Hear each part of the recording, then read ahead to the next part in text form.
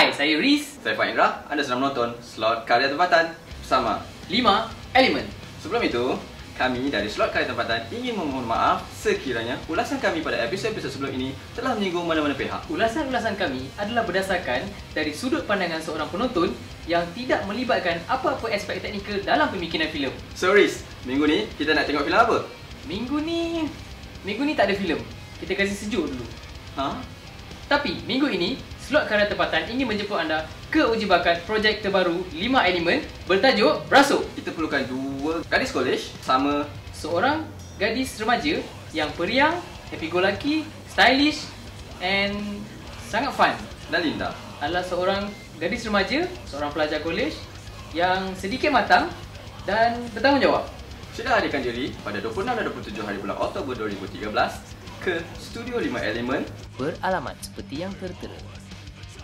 Selamat mencuba dan jumpa anda di sana. Ingat, 5 Elemen sokong karya tempatan.